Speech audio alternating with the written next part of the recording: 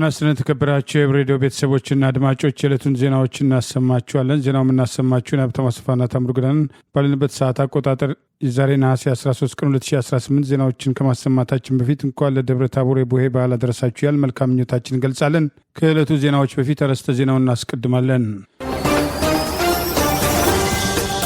ፋኖ በተለያዩ ግንባሮች የወሰዳቸው ወታደራዊ እርምጃዎችና ድል፣ የዲፕሎማቱ መባረር፣ አዲስ አበባና የተጋለጠው ብልጽግና፣ የባለስልጣናቱ ሽኩቻ፣ ኦሮሚያና የጥላቻ ቅስቀሳው፣ አሜሪካና ሽምግልናው፣ አወዛጋቢው የእስራኤል ሚኒስትር የሚሉና ሌሎችም ወቅታዊ ዜናዎች ያሉን ዝርዝሩን ነው።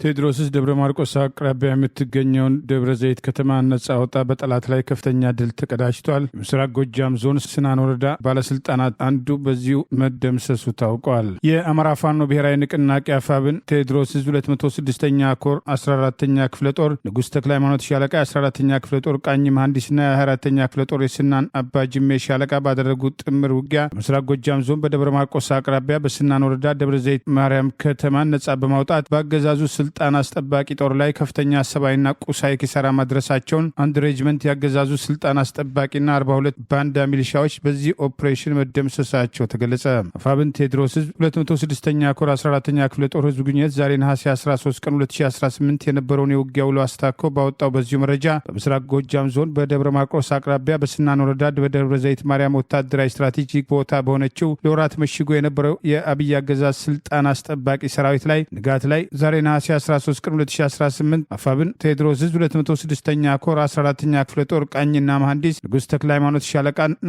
በ24ኛው ክፍለ ጦር ስናን አባጅሜ ሻለቃ በጥምር በተደረገ በዚህ ውጊያ የአብይ አገዛዝ ስልጣን አስጠባቂ 6ኛ እዝ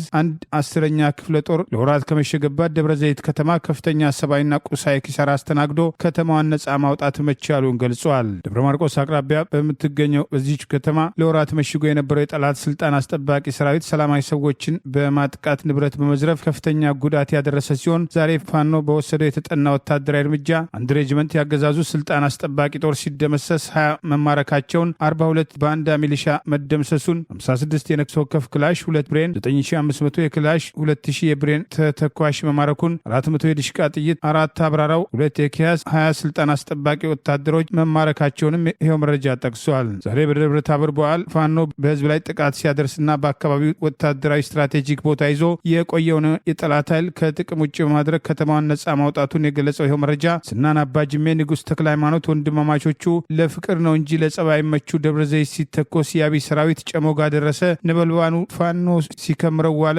በርሳስ እያረሰ በማለት አፋብን ጎጃም ጠቅላይ ግዛት ቴዎድሮስስ 206ኛ ኮር 14ኛ ክፍለ ጦር ህዝብ ግንኙነት ዛሬ ነሐሴ 13 ቀን 2018 ባወጣው በዚሁ መረጃ ገልጿል። ይህ በእንዲህ እንዳለ የምስራቅ ጎጃም ስናን ወረዳ ስልጠናና ክህሎት ጽሕፈት ቤት ኃላፊ አቶ ያረጋል አበራ በደብረ ማርቆስ ከተማ አቅራቢያ ደብረ ዘይት ላይ ዛሬ በነበረው ውጊያ መደምሰሱን የሚጠቅሱ መረጃዎች ማምሻውን ወጥተዋል። ዛሬ በነበረው አስደናቂ ወታደራዊ ኦፕሬሽን ከአገዛዙ ስልጣን አስጠባቂ ወታደሮችና ባንዳ ሚሊሻዎች በተጨማሪ ይኸው ከህዝብ በተቃራኒ በመሰለፍ የአገዛዙን ጉዳይ ለማስፈጸም ሲንቀሳቀሱ ከነበሩ የአካባቢው ባለስልጣናት አንዱ ያረጋል አበራ መደምሰሱን ተከትሎ ረቡዕ ገበያ የመሸጉት የአገዛዙ ካድሬዎች ከፍተኛ ድንጋጤ ላይ መውደቃቸውን ያገኘነው ተጨማሪ መረጃ ይገልጻል። ፋኖ በዛሬው ዕለት የማረካቸውን የአገዛዙን ስልጣን አስጠባቂ ወታደሮች ጎንበስ እንዳሉ አባታችን ተማርኳል፣ እኛም ተማርከናል በማለት በፋኖ የደረሰባቸውን ወታደራዊ ሽንፈት በግልጽ ተቀብለው ፋኖ ወዳዘጋጀላቸው የምርኮኞች ቀጠና መወሰዳቸውን ለማወቅ ተችሏል። የአማራ ፋኖ ብሔራዊ ንቅናቄ በየቀጠናው ከጠላት ጋር የተሰለፉ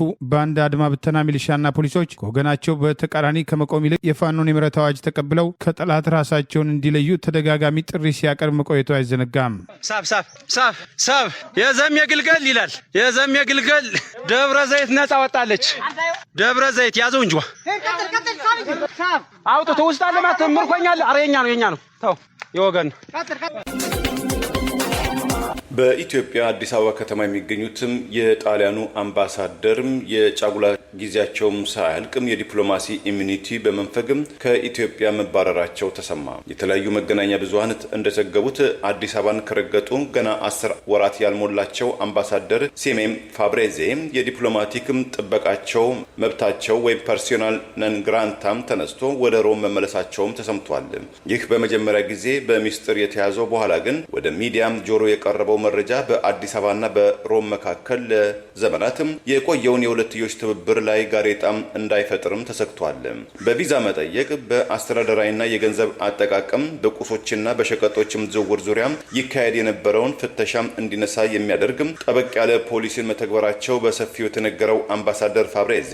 ውግንናም ካላቸውናም ተጽዕኖ ፈጣሪ ከተባሉ ቡድኖች በተለይ ለጠቅላይ ሚኒስትር አብይ አህመድ ቀረቤታ ያላቸው ከሚባሉ ግለሰቦች በኩል ብርቱ ትችትም ሲገጥማቸው እንደነበረም ተሰምቷል። ከሁሉም በላይ በፖለቲካዊና በዲፕሎማሲያዊ ጉዳዮችም ዙሪያም ዝምታን የመረጡት ተመሳሳይ እርምጃም ከመውሰድም ተቆጥቧል የተባሉትም የጣሊያኑ የውጭ ጉዳይ ሚኒስትር አንቶኒዮ ታጃኒ በዲፕሎማቲኩም ፋብሬዜም ከምድረ ኢትዮጵያ መባረር ምንም ያለማለታቸው በታዛቢዎች ዘንድ አስገራሚ ክስተት ፈጥሯል ሲል ቮይስ ኦፍ ኤሚሬትም አስነብቧል። እንደ ዘገባው ከሆነ ይህ አምባሳደር ፋብሬዜን ከአዲስ አበባ የማባረር ክስተትም የተፈጠረው በሰሜን ኢትዮጵያ በፌዴራል መንግስቱና በህወሓት መካከል አዲስ የጦርነት ደመና ባንዣበበትም በቀጠናው ውጥረት በነገሰበት ወቅት ነው ብሎታል። ባለፈው ጥር ወይም በፈረንጆቹ ጃንዋሪ 15 2026 የሹመት ደብዳቤያቸውን ለፕሬዝዳንት ታየ አጽቀሥላሴ የሰጡት በኢትዮጵያ ባለሙሉ አምባሳደር በጅቡቲ በደቡብ ሱዳንና በምስራቅ አፍሪካ በይነ ልማት ወይም በኢጋድ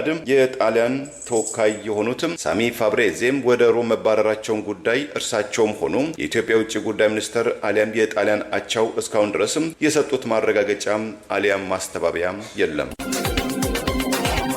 የአማራ ፋኖ ብሔራዊ ንቅናቄ ወለጋ ቢዛማ ዋንሻ ሰይድ እዝ በምስራቅ ወለጋ ጊዳ አያና ወረዳ አንድ ወደ ቀበሌ ልዩ ቦታው ፈንድቃ የምትባል የአማራ ብሔር ተወላጆች የሚኖሩበትን ሰፈር ሙሉ ለሙሉ አቃጥሎ ይመለስ የነበረ የክልሉ ገዳ ኮማንዶን ጨምሮ የክልሉ ጥምር ኃይል ላይ የወሰደውን ወታደራዊ እርምጃ ተከትሎ ከፍተኛ ድል መቀዳጀቱን አስታወቀ። ሻለቃ አዛዡን ጨምሮ በመቶ የሚቆጠሩ ተደምስሰዋል። 24 ፓትሮል ተሽከርካሪዎችን ጨምሮ 196 ክላሽንኮፕ፣ 2 ብሬን፣ 2 ስናይፐር መማረኩን አስታወቀ። የአማራ ፋኖ ብሔራዊ ንቅናቄ አፋብን ወለጋ ቢዛማ ዋንሻ ሰይድ እዝ ዛሬ ነሐሴ 13 ቀን 2018 ዓ.ም በምስራቅ ወለጋ ጊዳ አያና ወረዳ አንድ ወደ ቀበሌ ልዩ ቦታው ፈንድቃ የምትባል ሰፈር የሚኖሩ የአማራ ብሔር ተወላጆችን አካባቢው ላይ ሙሉ ለሙሉ በማቃጠል ከፍተኛ ጥቃት በመክፈት ድል ተቀዳጀን በሚል የኦሮሚያ ክልል ገዳ ኮማንዶ ጋቸና ሲርና ኤርፔሎላ አድማ ልዩ ኃይል ሚሊሻ በ27 ተሽከርካሪዎች ተጭነው ወደ ተነሱበት አንገር ጉተን ከተማ ለመውጣት ሲሞክሩ አንሻ ሰይድ እዝ አንገር ጉተን ክፍለ ጦር፣ ጌጤ ግርማ መብረቅ ክፍለ ጦርና ታፈራ ለሙ ሳተናው ክፍለ ጦር ከበባ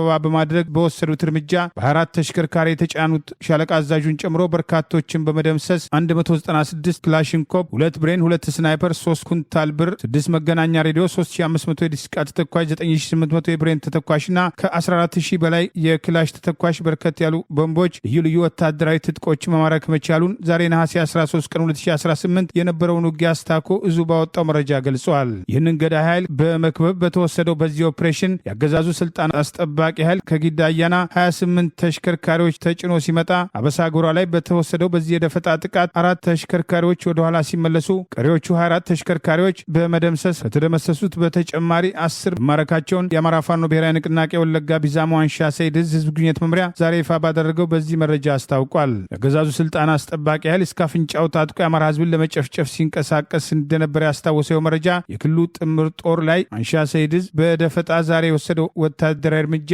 አንጸባራቂና ትግሉ እየተጠናከረ መምጣቱ ግልጽ ማሳያ መሆኑን ጠቅሷል። ይህ በእንዲህ እንዳለ የአማራ ፋኖ ብሔራዊ ንቅናቄ አፋብን አንደኛ ምኒልክ ዕዝ ህዝብ ግንኙነት መምሪያ ዛሬ ነሐሴ 13 ቀን 2018 ለከበባ የተንቀሳቀሰው ያገዛዙ ስልጣን አስጠባቂ ኃይልን በቆረጣ ድባቅ መምታቱን አስታውቋል። ምኒልክ ዕዝ ዋክሹም ብርጌድ በዋግምራ ዞን ደሃና ወረዳ አዚላ ቀበሌና ዙሪያው በከበባ ለማፈን የመጣው የጠላት ኃይል ባልጠበቀው ቆረጣ ድባቅ መመታቱን አስታውቋል። ነሐሴ 11ና 12 ቀን 2018 በተካሄደው የሁለት ቀን ውጊያ የብርጌዱ አባላት አካባቢውን መልክዓ ምድር በመጠቀም በወሰዱት የቆረጣ እርምጃ 12 የጠላት ኃይል በመደምሰስ ከ17 በላይ የሚሆኑት ከባድ የመቁሰል አደጋ ማስተናገዳቸውን ገልጿል። በፋኖች ምት ክፉኛ የተበሳጨው የጠላት ኃይል በአካባቢው በሚገኙ ንጹሐን አርሶ አደሮች ህጻናት ላይ ጥቃት ማድረሱና የህዝብን ንብረት ሲዘርፍ መዋሉን የ303ኛ ሳምነው ኮር ህዝብ ግንኙነት መምሪያ መረጃውን እንዳደረሰው ምኒልክ ዕዝ ህዝብ ግንኙነት መምሪያ ዛሬ ነሐሴ 13 ቀን 2018 ባወጣው ተጨማሪ መረጃ ገልጿል። ዘመናዊነትን ለመቀበል ዘመናዊ ለመሆን ሲባል ሲወርድ ሲዋረድ የመጣውን ባህልና ማንነትን አሽቀንጥሮ መጣል መሰልጠን አይደለም ሲሉ አንድ የታሪክ መምህር አስገነዘቡ። የታሪክም መምህሩ አቶ በላይ ስጦታው ዛሬ በመላው ኢትዮጵያ በክርስቲያን ወገኖች ዘንድ የሚከበረውን የደብረ ታቦር የቡሄ በዓልን በተመለከተ ከቲክታቭም ኢትዮጵያ ጋር ባደረጉት ቃለ ምልልስ በዓሉ በመንግስት ሕግ የተደነገገም ሳይሆን ህዝቡን በነጻነት በፍቅር አስተሳስሮ የቆየ ድንቅ የጋራ እሴት በመሆኑ በየዓመቱ የሚከበረው የሙልሙል ዳቦ የጅራፍም ማስጮህና የሆያ ሆዬም ጭፈራ ባህሎች በእስራኤሉ ደብረ ታቦር ተራራም ጌታ ኢየሱስ ክርስቶስ ከ12ቱ ደቀ መዛሙርቱ መካከል ሶስቱን ማለትም ጴጥሮስን ዮሐንስንና ያዕቆብን ይዞ ወደ ተራራው ጫፍ በመጓዝ በተራራው ስር ሳሉ ብርሃነ መለኮት መገለጡ ሙሴና ሄኖክም መታየታቸው በወቅቱ ከነበረው ነጎድጓዳማ አካባቢ የነበሩ ከብት ጠባቂ ህፃናት መጥፋታቸውን የተመለከቱ ወላጆቻቸው ዳቦም ይዘው ለልጆቻቸው ወደ አካባቢው መጓዛቸው ነጎድጓዱን ለማሰብ ህፃናቱ ጅራፍም ዛሬ ለማስጮሃቸው ሴት ልጆችም በሰሜን ኢትዮጵያ ዛሬ ላይ አሸንዳይም ሶለል በማለት በዓሉን እንደሚያስቡ መምህር በላይ ገልጸዋል። የቡሄ በዓል ከጥንት ጀምሮ እስከ አሁን ድረስ የዘመን ርቀትም ሳይገድበው የቆየ መሆኑን ያወሱት መምህር በላይ በመንግስት ሕግ ያልተደነገገ ባህል ግን ህዝቡን ያስተሳሰረ ህፃናትን አዋቂዎችን የሚያሳትፈ ምንም አይነት ባህላዊ ሆነም ሃይማኖታዊ ልዩነትም ሳይገደብ የሚያከብሩትም ህዝባችንን የሚያሳትፍም ድንቅ ሃይማኖታዊ ባህላዊ እሴት በመሆኑ ዛሬም ወደፊትም ተጠብቆ ሊቆይ ይገባል በማለትም አስተያየታቸውን ሰንዝረዋል። ፖለቲካ በየጊዜው ሊለዋወጥ እንደሚችል የገለጹት የታሪክ ምሁሩ ባህል ግን ሙሉ በሙሉ የማይቀርና የህዝብ ሀብት በመሆኑ የኢትዮጵያ የባህልና ቱሪዝም ሚኒስቴር የቅርስ ጥበቃ ባለስልጣን የስነሰብ ባህሪንና ህብረተሰቡን ሊጠብቀው ሊንከባከበው እንደሚገባ ምሁራዊ አስተያየታቸውንም ሰንዝረዋል። የኑሮ ውድነቱም የቱንም ያህል ቢበረታም ላለፉት 2000 ዓመታትም ሲወርድ ሲዋረድ የመጣውን የደብረ ታቦር ወይም የቡሄ በዓልን ለምታከብሩ በአገር ቤት ያላችሁ በዓለም ላይ ተሰራይታችሁ በቅርብ ርቀት ለምትከታተሉትም ኢትዮጵያንና ትውልደ ኢትዮጵያን የዝግጅት ክፍላችን መልካም የቡሄም ወይም የደብረ ታቦር በዓል ይሆንላችሁ ዘንድም ልባዊ ምኞቱን ይገልጻል።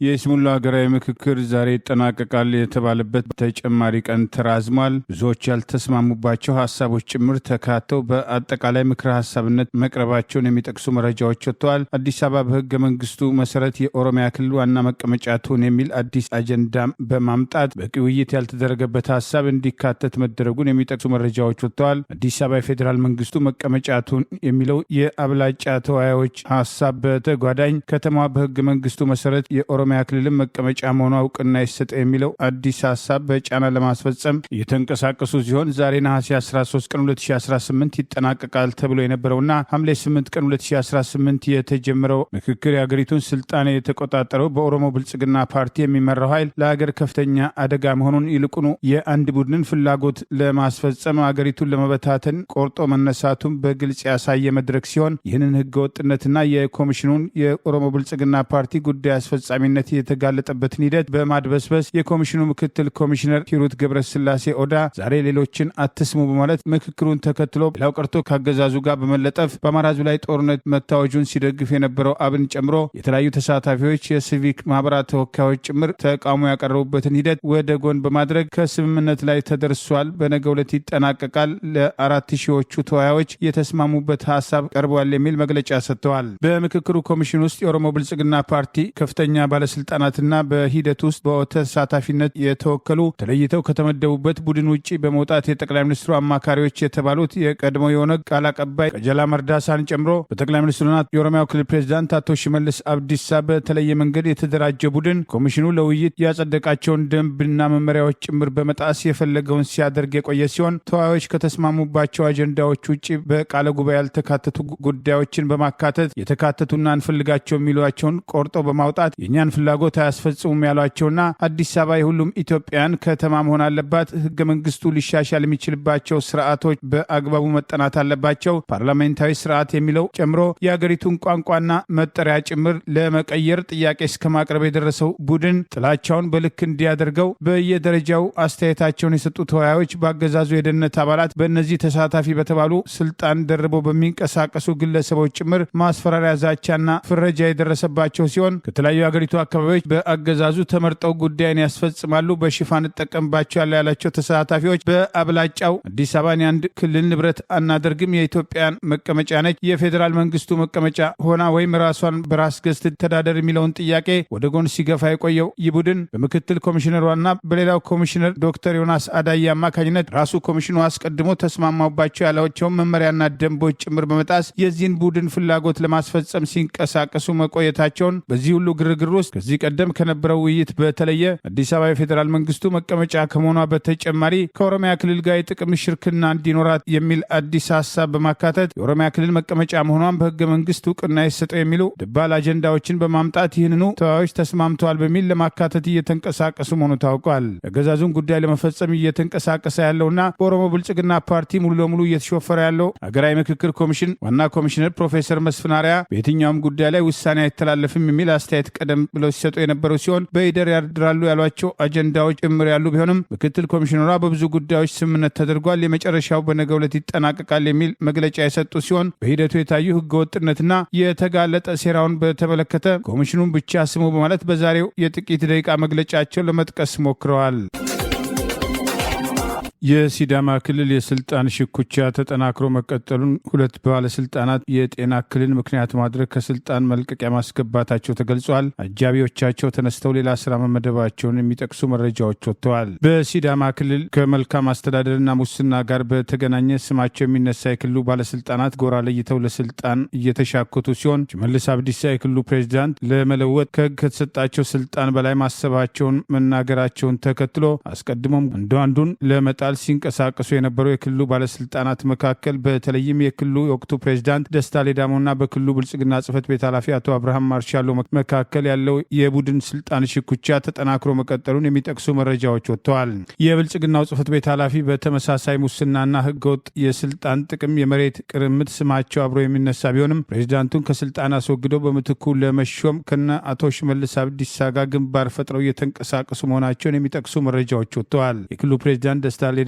የሲዳማ ክልል ዋና መቀመጫ የሆነችው አዋሳ ከተማን በቅርቡ የፌዴራል መንግስቱ ፖለቲካዊ ውሳኔ ብቻ ይጠበቃል፣ ወደ ፌዴራል ከተማ ትካልላለች ማለታቸውን ተከትሎ አስቀድሞ አዋሳን ጨምሮ ሲዳማን ለመቆጣጠር እየተንቀሳቀሰ ያለው የኦሮሞ ብልጽግና ፓርቲ በተዘዋዋሪ ከተማዋን ለመጠቅለል አስቧል በማለት የፕሬዝዳንቱ ንግግር መሰረት አድርጎ ተቃውሞ ሲያቀርቡ የነበሩ ወገኖች፣ በሌላ በኩል ሹመት የፈለገው ኃይል የፕሬዝዳንቱን የሙስና ወንጀሎች በማጋለጥ ፕሬዝዳንቱን ከስልጣን በማንሳት በምትካቸው ለመተካትና እናቶ ሽመልስ አብዲሳን ዓላማ በተሻለ መንገድ ለማስፈጸም ቃል ገብቶ እየተንቀሳቀሰ ነው የሚሉ ወቀሳዎችም ተከትለው ቀርበዋል። ሰሞኑን የክልሉን ጉዳይ የሚከታተሉ ማህበራዊ አንቂዎች ሳይቀር በተከታታይ በሲዳማ ክልል ያሉ የመሬት ዘረፋዎችን ከክልሉ ፕሬዚዳንት ጀምሮ በየደረጃው ያሉ ባለስልጣናት የፈጸሟቸውን ህገወጥ ተግባራት እያጋለጡ ሲሆን ጠቅላይ ሚኒስትሩ ማስረጃ ካለን እርምጃ እንወስዳለን በማለት በአደባባይ የተናገሩትን የስሙላ ንግግር ጭምር በመተቸት ማስረጃ ሞልተዋል፣ ከፈለጉ ከስልጣን ያንሷቸው፣ በህግ ይጠይቋቸው የሚሉ አስተያየቶች ተከትለው መቅረባቸው አይዘነጋም። ይህ እንዲህ እንዳለ የሲዳማ ክልል ምክትል ፕሬዚዳንት አቶ በየነ በራሳና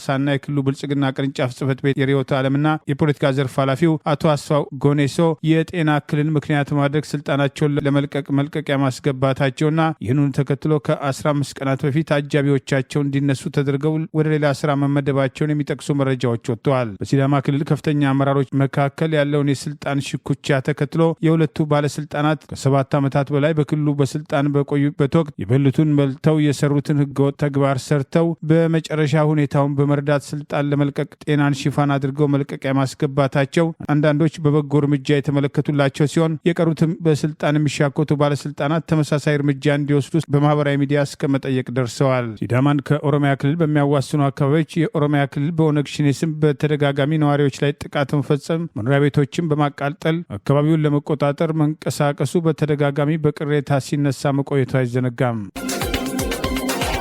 ከሶማሊያው አልሸባብ ታጣቂ ቡድን ጎን በመቆም ለዓመታት የተዋጋው ኢትዮጵያዊም እጁን ለሶማሊያ ፌዴራላዊ መንግስት መስጠቱም ተዘገበ። ሙፍቲ የተባለው ኢትዮጵያዊ የአልሸባብ ተዋጊ ላለፉት 4 ዓመታት ከ1 ወር የአልሸባብ ታጣቂ ቡድን በመሆን የተጓዘበትን መንገድ የተሳሳተ አመለካከትና የእስልምና አስተምሮትን የሚጻረር ነው በማለት በባኩል ግዛት ኮራሜ በተባለው አካባቢ ለሚንቀሳቀሰው የሶማሊያው መከላከያ ሰራዊት እጁን መስጠቱ የመከላከያ ሚኒስትሩ ሚኒስትሩ አስታውቋል። የዛሬ 4 ዓመት በፊትም ሶማሊያ ውስጥ የገባው ሙፍቲ በአልሸባብ ታጣቂዎች ዘንድ ኦማር የሚል ስም እንደተሰጠው ገልጾ የታጣቂ ቡድን በቃላት የሚናገረውና በተግባር ላይ ያለው እውነታ የተለያዩ ሆኖ በማግኘቱ የታጣቂ ቡድኑን በመካድ እጁን ለመከላከያ ሰራዊቱ መስጠቱን መምረጡን የሚኒስቴር መስሪያ ቤቱ አስታውቋል። 20 ዓመታት ባስቆጠረው የሶማሊያ ጦርነት ውስጥ በኢትዮጵያ፣ ከኬንያ፣ ከታንዛኒያ በመጓዝ አልሸባብን የተቀላቀሉ በርካታ ወጣቶች መኖራቸው ጦርነቱም ከአገር ውስጥም ቀጠናዊ ትስስር እንዳለው መደረጉም ተገልጿል።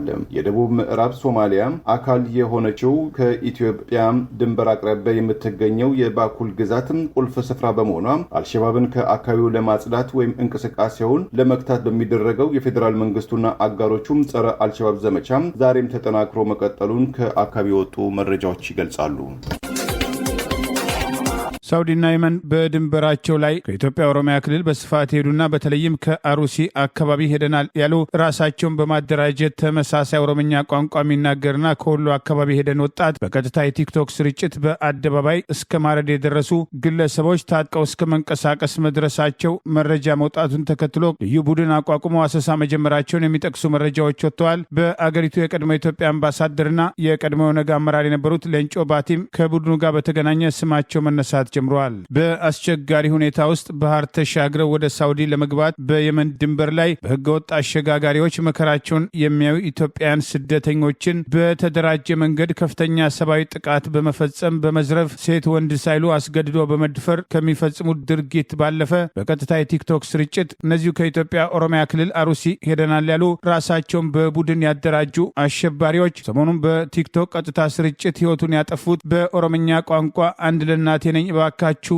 አትግደሉኝ እያለ ሲማጸናቸው አንገቱን የቀሉት ከአማራ ክልል ወሎ አካባቢ ሄደው ወገናቸውን በማረድ የፈጸሙት የሽብር ድርጊት የሳውዲ ባለስልጣናትን በከፍተኛ ደረጃ ማስቆጣቱና በተመሳሳይ የየመን ባለስልጣናትም በሁለቱ ሀገሮች ድንበር ላይ የሚፈጸመውን ድርጊት በተመለከተ በቂ እውቀት እንደሌላቸው በየበኩላቸው ለእርምጃ እየተንቀሳቀሱ መሆኑን በተለይም የሳውዲ መንግስት ልዩ ቡድን አቋቁሞ ወደ አካባቢው መላኩን የሚጠቅሱ መረጃዎች ወጥተዋል። በኢትዮጵያ በኦሮሚያ ክልል የአማራ ብሔር ተወላጆች ላይ የሚፈጸሙ ማንነት ተኮር ጥቃቶችን ተከትሎ ተደጋጋሚ ተቃውሞ ይቀርብ በነበረበት ወቅት በሳውዲ የኢትዮጵያ አምባሳደር የነበሩት የቀድሞ የኦነግ አመራር ሌንጮ ባቲ ሕፃን ሲወለድ ደም ይፈሳል በማለት ድርጊቱን ለማቃለል መሞከራቸው በጊዜ ወቀሳ ሲያስነሳ የነበረ ሲሆን ከአገሪቱ አምባሳደርነታቸው ሲጠናቀቅ በውድ ዋጋ የተገዛ BMW ተሽከርካሪ በተሸለሙበት ወቅት በሽልማት ስነ ስርዓቱና በኮሚቴ ውስጥ ቁልፍ ሚና የነበራቸው እነዚሁ በሳውዲ የመን ድንበር ላይ ከፍተኛ ዘረፋ የሚፈጽሙ ወገናቸውን እስከ ማረድ የደረሱ አሸባሪ ግለሰቦች ጭምር ቁልፍ ሚና ያላቸውና ከኤምባሲው ጋር ጥብቅ ግንኙነት እንዳላቸው የሚጠቅሱ ወቀሳዎች እየቀረቡ ይገኛል።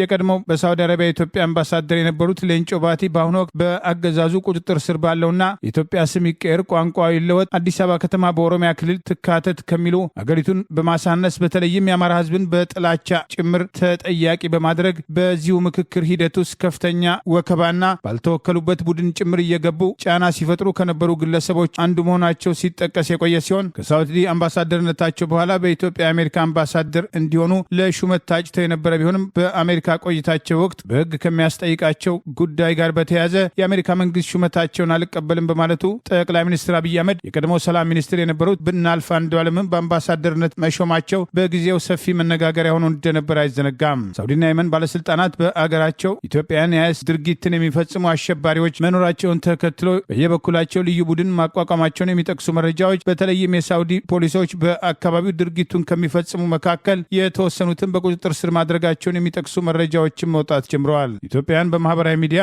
በቀጥታ ስርጭት ወገናቸውን ያረዱ አሸባሪዎች ለህግ እንዲቀርቡ አሜሪካን ጨምሮ በጸረ አሸባሪ እንቅስቃሴ ላይ ትኩረት ሰጥተው የሚሰሩ መንግስታት ጭምር ለጉዳዩ ትኩረት እንዲሰጡ በማህበራዊ ሚዲያ ከተቃውሞ አልፎ ጥሪ እያቀረቡ ይገኛል።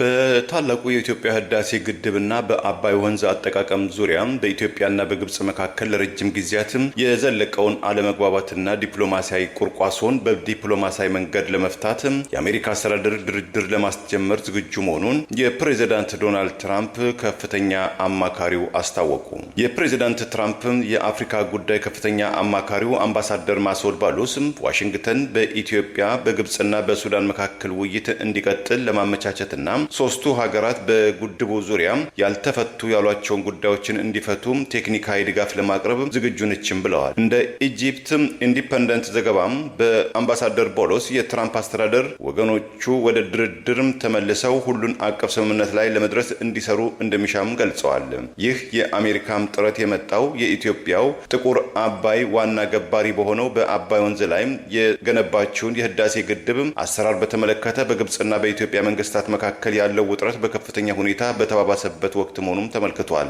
ኢትዮጵያም ግድቡን የኤሌክትሪክ ኃይል የማመንጨት አቅሟን በከፍተኛ ደረጃ የሚያሳድግና የኢኮኖሚ እድገቷንም የሚደግፍ ዋና ብሔራዊ ልማት ፕሮጀክት አድርጋ የተመለከተችው ሲሆን በአብዛኛው የንጹህ ውሃ ፍላጎቷ በናይል ወንዝ ላይ የተመሰረተው የተፋሰሱ አገር የሆነችው ግብጽ በበኩሏም ግድቡ በታችኛው የተፋሰሱ ሀገራት ማለትም በግብጽና በሱዳን የውሃ አቅርቦት ላይ ተጽዕኖ ያሳድራል ስትል በተደጋጋሚ ኢትዮጵያን ስትወቅስ መቆየቷም አይዘነጋም። ሱዳን በድርድር ውስጥ የተሳተፈች ቢሆንም አቋሟ በየጊዜው ከግብጽ የተለየ ሲሆን ግብጽም ከግድቡ የተረጋጋ የውሃ ፍሰትና የኤሌክትሪክ ኃይል ግዢ ጥቅሞች ሊገኙ እንደሚችሉ ብታመለክትም በሌላ በኩል ስለ ግድቡ ደህንነትና አሰራር ስጋቷን በተደጋጋሚ ስትገልጽም ቆይታለች። ኢትዮጵያን፣ ግብጽን፣ ሱዳንንና ዓለም አቀፍ አሸማጋዮችን ያካተቱና ከዚህ ቀደም የተደረጉ የድርድር ምዕራፎች የመጨረሻ ስምምነት ላይ ሳይደርሱ የተቋረጡም ሲሆን በተለይ ኢትዮጵያም ከታችኛው የተፋሰሱ ሀገራት ከግብጽና ከሱዳን ጋር ሁሉን አቀፍ ስምምነት ላይ ሳትደርስ ግድቡን መሙላት ከጀመረች ጊዜ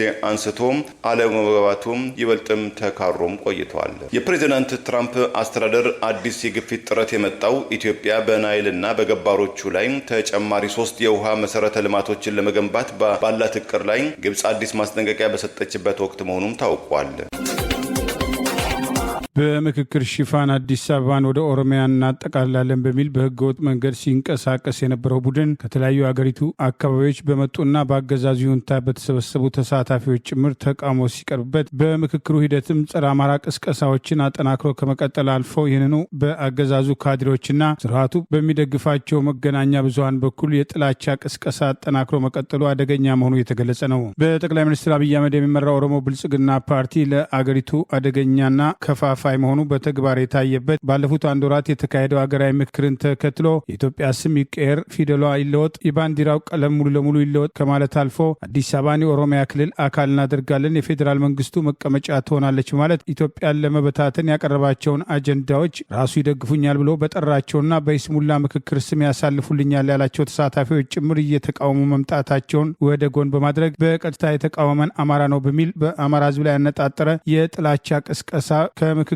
መድረኩ ጀምሮ በአገዛዙ ካድሬዎች በኩል በኦሮሚያ ክልል በስፋት እየተካሄደ ሲሆን ከዚህ አልፎ ቀደም ሲል ጀዋር መሐመድ ይመራው የነበረውና አገዛዙ ከጀርባ በአሁኑ ወቅት ይመራዋል የሚባለው ኦኤምኤንን ጨምሮ ሰፊ የጥላቻ የዘር ቅስቀሳ እየተካሄደ ሲሆን ይህ ድርጊት አደገኛ መሆኑ እየተገለጸ ነው። የምክክሩ ሂደት ህገወጥነትን በሂደቱ ውስጥ ራሱ የምክክር ኮሚሽኑ የተስማማባቸውን ደንቦችና መመሪያዎችን በጣሰ መንገድ አቶ ሽመልስ አብዲሳ ሙሉ ለሙሉ ምክክር ኮሚሽን የተባለውን ከጀርባ በቀጥታ እየመሩ የምክክር ኮሚሽኑ የተወሰኑ አመራሮችን በማመቻቸት በከፍተኛ ደረጃ በምክክሩ መድረክ እያንዳንዱ አጀንዳ በተነሳ ቁጥር በአማራ ህዝብ ላይ ያላቸውን ጥልቅ ጥላቻ ጭምር ሲናገሩ የነበረበት ሂደትና ነገር ግን በተለይም አዲስ አበባን ጨምሮ የትኛውም ከአማራ ክልል በአገዛዙ ይሁንታ የመጣ ተሳታፊም ሆነ ተለጣፊው አብና ሌሎች አዲስ አበባ የሁሉም ኢትዮጵያውያን ነች በሚል እንደ ሌሎች ኢትዮጵያውያን አስተያየት ከመስጠት አልፈው አዲስ አበባ አማራ ነች የሚል ጥያቄ አለማቅረባቸውን በተቃራኒው አገር አስተዳድራሉ የሚለው አገዛዝ ለአንድ ክልል ጥቅም ለተወሰነ የፖለቲካ ኃይል ፍላጎት ሲል አገሪቱን ከፍተኛ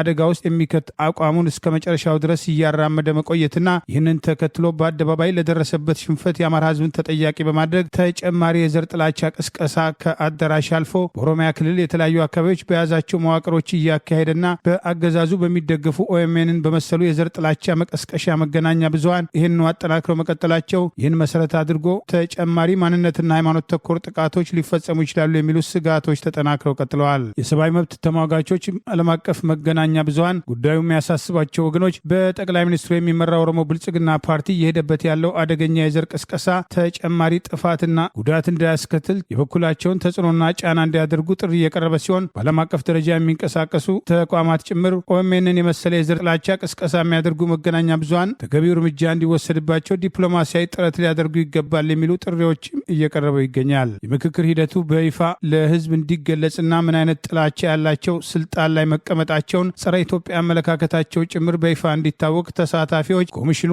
ውይይቶቹ ለህዝብ በቀጥታ እንዲሰራጩ ተቀድተው እንዲተላለፉ የቀረበውን ጥያቄ ባለመቀበል ለታሪክ ማስረጃነት ብቻ ይቀመጣል በሚል ውይይቱ እንዳይተላለፍ ያደረገው አገር እንመራለን ብለው የተቀመጡት እነማን መሆናቸው በግልጽ እንዳይታይ ለማድረግ ያሰቡት እርምጃ አካል ቢሆንም ወደፊት ስርዓቱ ሲለወጥ ታሪክ እንደሚያወጣው አንዳንዶች ከወዲሁ አስተያየታቸውን እየሰጡ ይገኛል።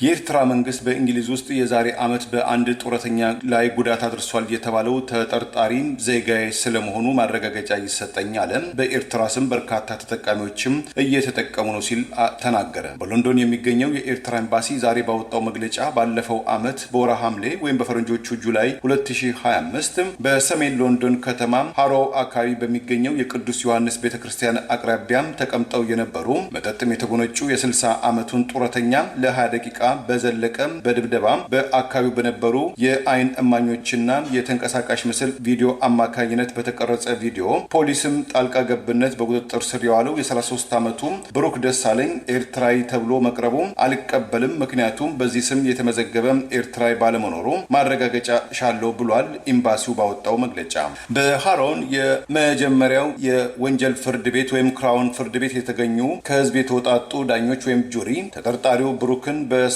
መድፈር ወይም ሬፕም ክስም እንዲከሰስም ቅጣቱንም እንዲቀበልም ወስነዋል። ተጠርጣሪው ብሩክም ኤርትራዊ ስለመሆኑ ለተለያዩ የእንግሊዝ የመገናኛ ብዙሃን ጥያቄ ማቅረቡን የገለጸው በሎንዶን የሚገኘው የኤርትራ ኤምባሲ ለቢቢሲም፣ ለዴይሊ ሜል፣ ለቴሌግራፍና ለግሬት ብሪቴን ሚዲያ ላቀረበው ጥያቄ ምንም ማስረጃ አለማቅረባቸውን ኤምባሲውም ብሩክም ደሳለኝ የተባለው ኤርትራዊ ዜጋ አለመሆኑን ገልጾም ፍርድ ቤቱ ለሚዲያዎችም የሰጠውን መረጃ ለኛም ይሰጠን ሲልም ጠይቋል። እንደ ኤርትራ ኤምባሲ መግለጫም ከ50 ከመቶ እስከ 70 ከመቶ የሚጠጉ ተገን ጠያቂዎች ውስጥ ኤርትራውያን ሳይሆኑ በስም ያልጠቀሳቸው ነገር ግን የተለያዩ አፍሪካ ሀገራት ዜጎችም በኤርትራ ዜግነት ስም የጥገኝነት ጥያቄም ያቀርባሉ። ይህም የእንግሊዝና የአውሮፓ የስደተኞች ጥያቄን ከጥያቄ ውስጥም ይከተዋልም ብለዋል። በተለይ የእንግሊዝ መንግስት ለኤርትራውያን በገፍም ጥገኝነትም ለመስጠት መንቀሳቀሱ በርካታ አፍሪካውያን በኤርትራ ስም ወደ እንግሊዝም እንዲጎርፉ ያደርጋል በማለትም ኤምባሲው ተቃውሞውን አሰምቷል።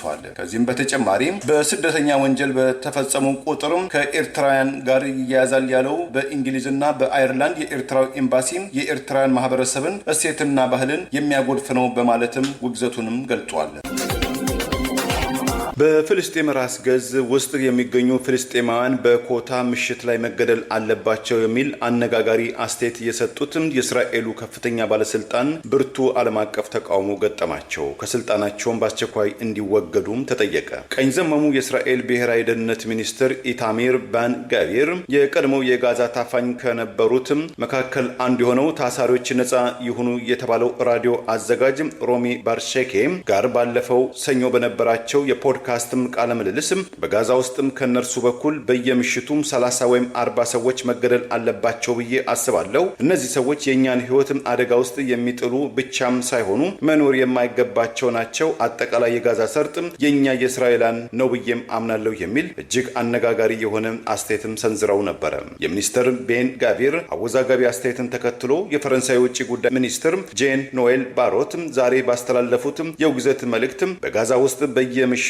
በደርዘን የሚቆጠሩ ሰዎችን በኮታም የመግደል እቅድ መያዝ የማይታሰብና ከሰባይነትም ተርታ የወጣ ውሳኔ ነው። ዛሬ ላይ በምዕራባዊ ባንክም የምናየው ክስተትን በእጅጉም አሳፋሪ በመሆኑ በሚኒስትር ቤን ጋቪር ላይ ማዕቀብ ይጣል ነው። ከዚህም አኳያ ነው በማለትም ሚኒስትር ጄን ለፈረንሳዩ ላሞርታጅ የመንግስታቸውን አቋም ገልጸዋል። ፈረንሳይ፣ ቤልጅየም፣ ስፔን፣ እንግሊዝ፣ ካናዳና አውስትራሊያን ጨምሮ ከ10 በላይ አገራት በእስራኤሉ የደህንነት ሚኒስትር ቤን ላይ የመግቢያ እገዳም ቀደም ሲል መጣላቸውም ታውቋል። የእስራኤሉ የብሔራዊ ደህንነት ሚኒስትር ቤን ጋቪር ተገቢ ያልሆነ አነጋጋሪ አስተያየት መስጠታቸውን ከተቃወሙ የአሜሪካ ፖለቲከኞች መካከል በኔቫዳ ግዛት የዲሞክራቲክ ፓርቲ ሴናተሯ ጃኪ ሮሰን ሲቪሊያኖች ላይ ኢላማን ያደረገ ጥቃት እንዲካሄድ የሚቀሰቅስ ማንኛውም የመንግስት ባለስልጣን ከቢሮ ሊባረር ይገባል። ጠቅላይ ሚኒስትር ቤንያሚን ናትንያሁም ይህንን ድርጊት በማውገዝ ይህ የእስራኤል መንግስት አቋም አለመሆኑን ማረጋገጥ ይጠበቅባቸዋል። ቤን ጋቪር በአስቸኳይ ከኃላፊነት መነሳት እንዳለ እንዳለባቸው አምናለሁ በማለትም ሴናተር ጃኪም ተቃውሟቸውን አሰምተዋል።